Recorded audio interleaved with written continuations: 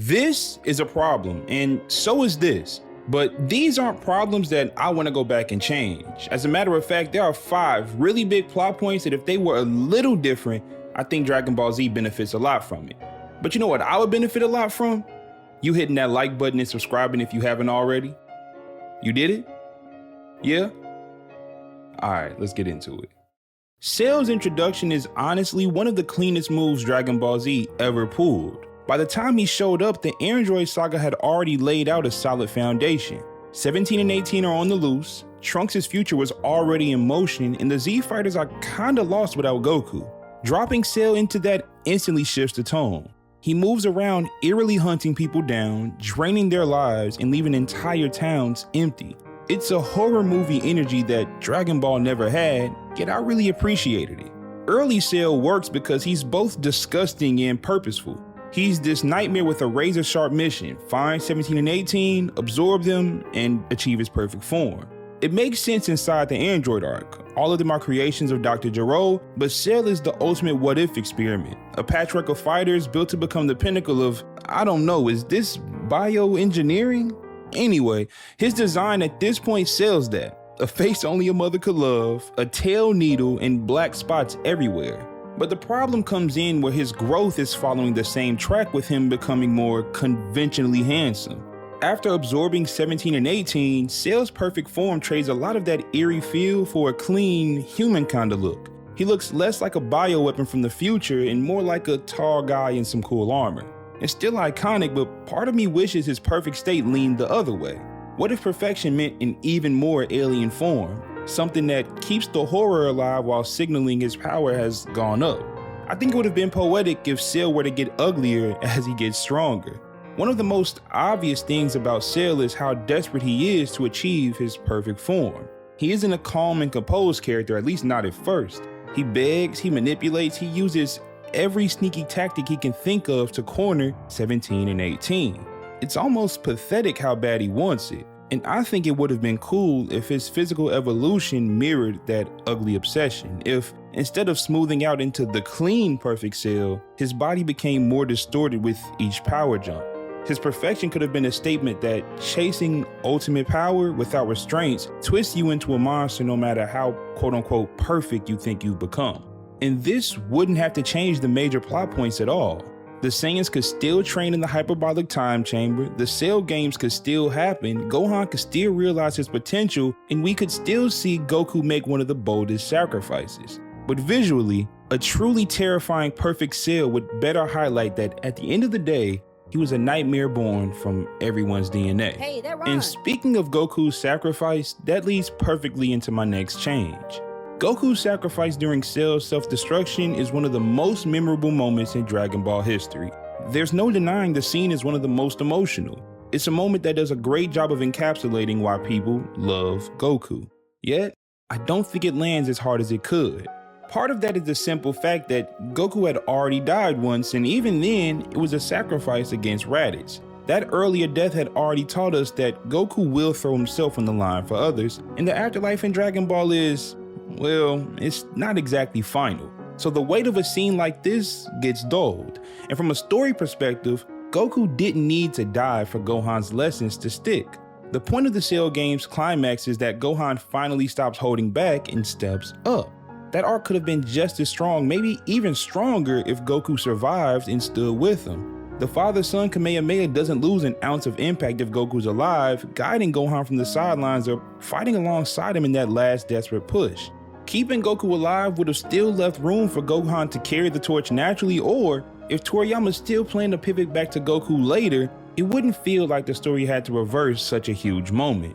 And I love how these things are flowing right into each other, because the next thing I'd like to change has to do with the Cell saga as well. But before I explain how, let's have a little history lesson. Long before Goku ever crash landed on Earth, another young alien landed on Earth, but we never found out his name. He grew up alone and had some unnatural abilities, yet had a heart divided between kindness and rage, or good and evil, however you want to look at it. At some point, this alien made it to the highest point on Earth, something we as fans know as the Lookout. This alien would study under the Guardian of Earth at the time in an effort to become his successor, and as hard as he tried, the alien was denied because the Guardian could see the evil that lived inside of the alien. So, the alien purged himself of the evil inside and then became the Guardian of Earth. Well, purging the evil inside resulted in the physical manifestation of one who'd go by Demon King. If it wasn't before, it should be obvious that I'm talking about Kami and Piccolo. But I'd argue that the most important result from Kami and Piccolo's split is the creation of the Dragon Balls. The Dragon Balls were used to make many wishes, from resurrections to restoring youth. They could even be used to wish for underwear. These magical orbs were a really big part of the story. So when Piccolo and Kami became one again and the Dragon Balls lost their power, it posed a problem. And the timing couldn't have been worse. Cell had just emerged and the Z Fighters did not have a way to beat him. Luckily, they used Dende as Kami's successor to recreate the Dragon Balls, and here is where I would make my change. Dende's Dragon Balls would not be able to bring people back to life. Dragon Ball Z was going towards a head-on collision with the wall that would only get harder as the series went on, and that wall was power creep. Every arc needed a bigger transformation, a tougher villain, and higher stakes, and in that atmosphere, the afterlife slowly lost its edge. Death wasn't an ending anymore, it was more like a pause button. You always knew Shenron or Porunga could patch things up, and having a safety net like that really undercuts some of the franchise's best moments, like Goku's sacrifice against Cell and Vegeta's atonement in the Buu saga. But imagine if Dende's version of the Dragon Balls came with limits. Because he's young and less experienced than Kami, maybe his Shenron could heal wounds, restore planets, and grant material wishes, but resurrection was beyond his power. Suddenly, every battle would carry more weight.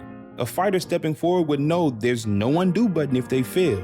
Goku teleporting Cell away becomes the end of his life. Vegeta's self-destruction against Majin Buu turns from a dramatic gesture to an irreversible decision. The Dragon Balls would stay magical, but life and death, they would mean a little bit more. Now, the fourth thing I'd want to change doesn't need as in-depth of an explanation as the ones before. The fourth thing I'd want to change is to eliminate Potara fusion. And the reason why is because Potara fusion didn't mean anything. I know we fans like to say that certain decisions were made in an attempt to sell more toys, but man, I'm serious. No one can convince me that Vegito wasn't a monetary decision. Like, solely, he wasn't made for anything else. Just get rid of Potara fusion. Even in Super, it didn't change a thing.